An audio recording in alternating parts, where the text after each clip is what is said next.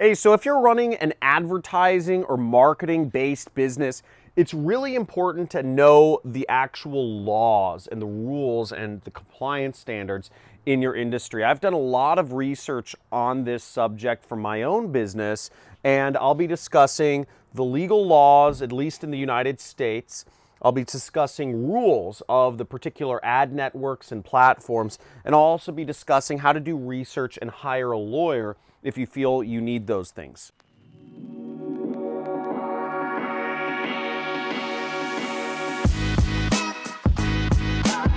So this is not a fun subject, you know, compliance and laws and all this stuff. And I just want to note, like, I'm obviously not a lawyer. Look at me.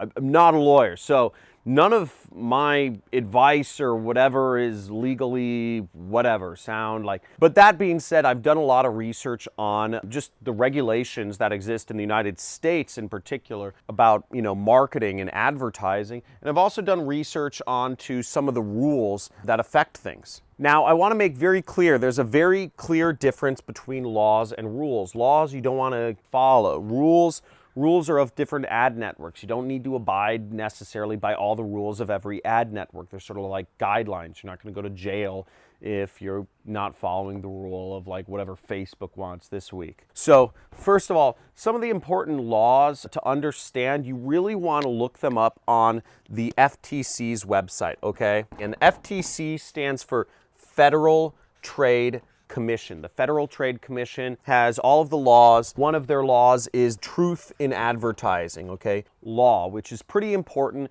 in understanding. They basically, you tell the truth is the long story short. You know, don't make outrageous claims. If you make outrageous claims, make sure you say something along the lines of results not typical. You know, make sure you disclaim if you have relationships with advertisers.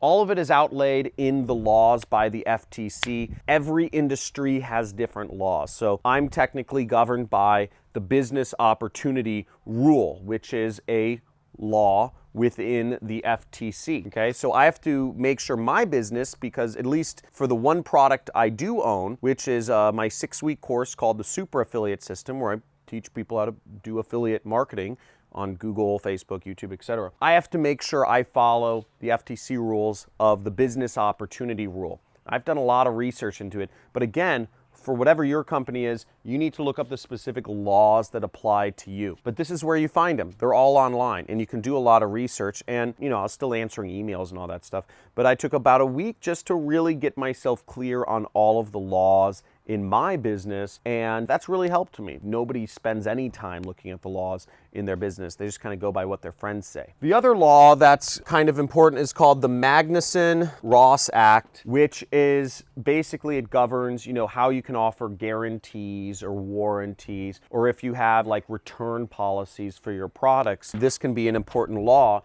to kind of help you understand what language you are and are not allowed to use. These are helpful things to read up on. Do some research on the FTC website in regards to your business so you know you're always making all the proper disclaimers and abiding by all rules or laws. The next is rules. Now, the rules, typically, if you're advertising on Facebook or Google or YouTube, they're going to have some rules about what type of ads you can put up. You know, and each ad network has different rules for what they find is acceptable on their particular platform. So make sure you read up on the rules of the specific platform you're advertising on. Facebook, Google, etc. Okay? Now, I've read up on all the rules for my own product, because one thing that we had a problem with was one of my students had a Facebook account go down. So what I did was I did deep dive research into this.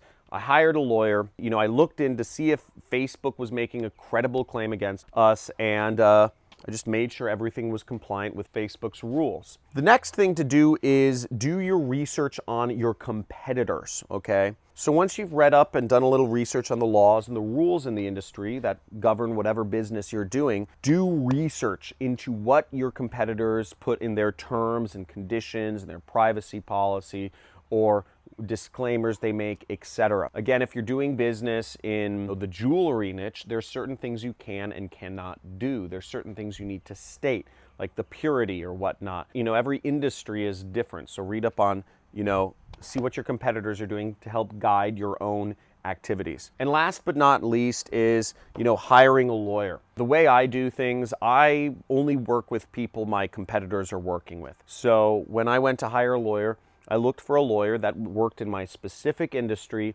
that was working with similar companies to mine. I found that to be the most effective way to judge if you're doing or the right thing or hiring the right people, is if they're working in an industry closely related to exactly what you're doing.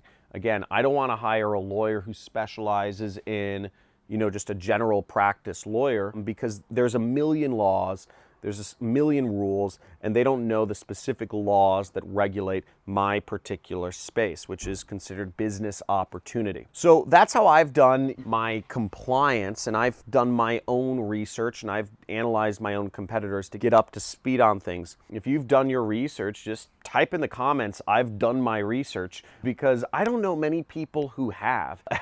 If you just don't care about compliance or anything, type in the comments, "Don't care." I'd like to get an idea of, if this is a topic people even care about, because it's not a fun topic, like, let's face it. If you want to learn more about how to make money online or how to do affiliate marketing, which is what I do, you can subscribe to my channel and you'll get a free playlist. It's a free course, 10 videos on how to do affiliate marketing step by step. That's pretty exciting, and there's some cool free bonuses once you subscribe as well. Also, like this video and leave your comment of what I said before. Look forward to seeing you in the future.